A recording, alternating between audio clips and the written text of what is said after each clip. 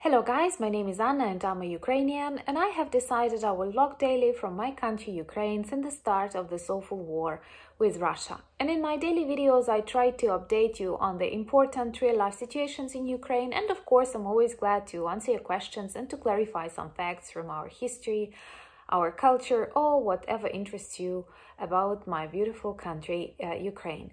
And today I want to speak a little bit about social media, because when I look into my Facebook, I realize how much it can tell you about the situation in a particular country.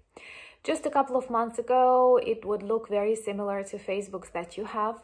But today we have lots of photos of wounded soldiers, lots of photos of funerals, lots of portraits of beautiful young people who gave their lives protecting freedom, democracy, and independence of Ukraine, lots of candles, and also lots of announcements that speak about the needs of Ukrainian armed forces, people collecting money, volunteering, people sharing optimistic stories from their villages and towns that were liberated, people showing what they have bought for the money collected. And of course, we all live in our own informational bubbles, but the majority of that looks very similar for Ukrainians. And I do remember that I first understood this total difference, how our reality changed, informational reality changed, when I was scrolling my Facebook somewhere at night and I saw the pictures of Bucha and Irpin and people who were buried there in the sands in totally inappropriate places by Russian orcs who killed them, innocent civilians. And now more and more graveyards are discovered close to Kyiv, and these are all civilians, very often with their hands or arms tied behind their backs, shot in their knees, in their heads. And of course these are all crimes of Russia.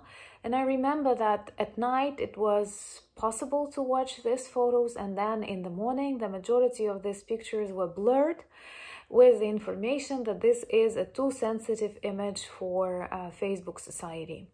And I had this very double feelings, because from one point of view I'm a Ukrainian, and this is what happens on the streets of my country, on the streets of the country that was living peacefully and not doing anything forbidden, and just because the country has a mad neighbor, thousands of Ukrainians suffer and die. And my reality, something that happens really in the streets of Ukraine, is too disturbing to show on Facebook for the normal world.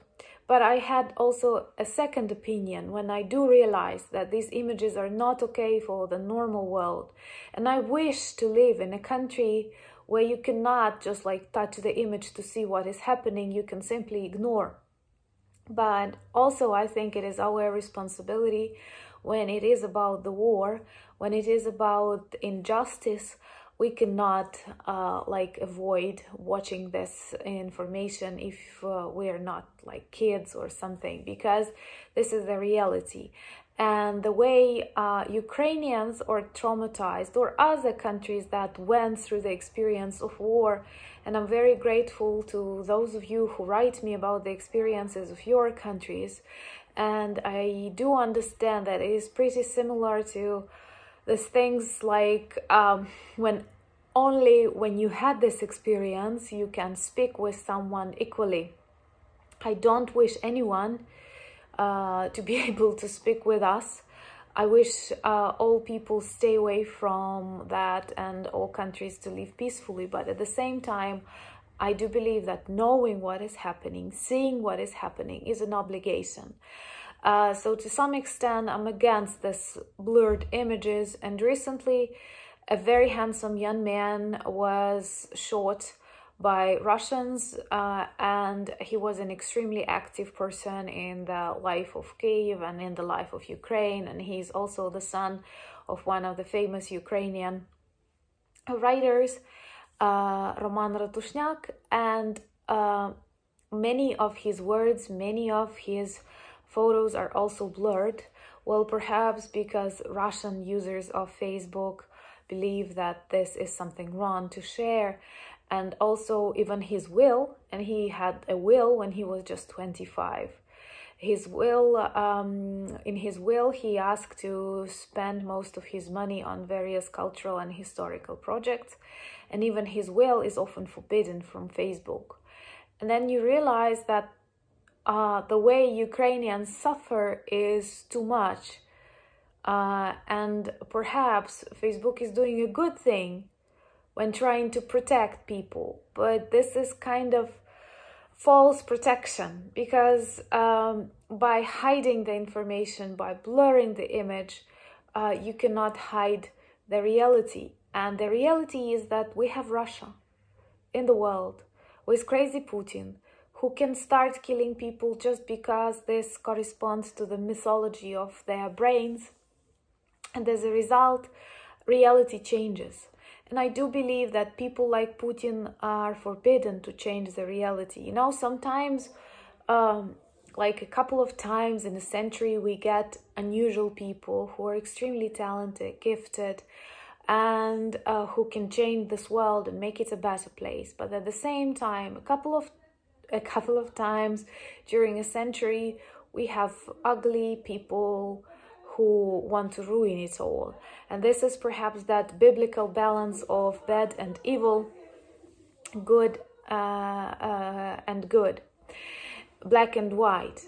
And that's why when I watch YouTube, when I watch Facebook, it is different for me than for many people all over the world, because our information differs greatly, and it is based on Ukrainian realities. And I do think, if your health permits you, if your age permits you, if you're not a kid, do watch these photos, do watch these videos, because they can tell you better than anything else about Ukraine, about sufferings of Ukrainian people in this fight for freedom, and definitely about the evil and cruelty that comes from Russian territory.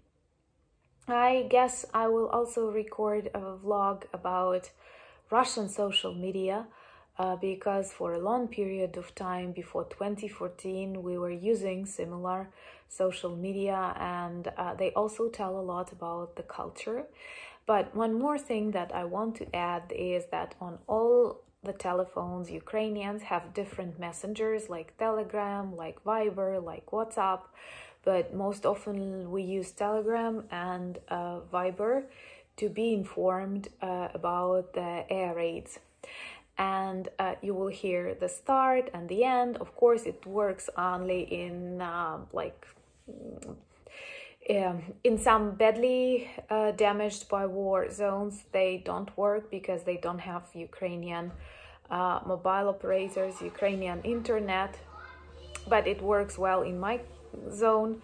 And also I know that many people, even those people who are refugees, who travel abroad on business trips, they keep these notifications in their phones, first of all to remember what is going on in their country, in our country, and also to let others who surround us feel what is it to live in a country at war.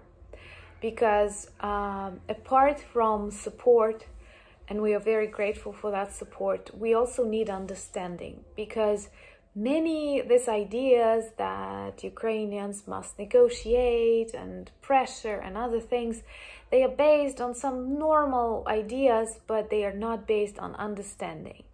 Because when you go through so much pain, so much hatred towards you just because you belong to a particular nationality, there are some things that you just cannot do, because it doesn't work like that, because it is not just, because it is impossible if you want to survive, if you want your country to survive.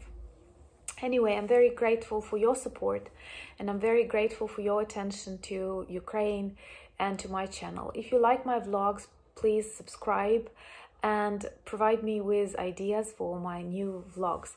Let me know, would you like to watch something about Russian social media? But once again, perhaps I will be angry when recording that vlog. Slava Ukraini!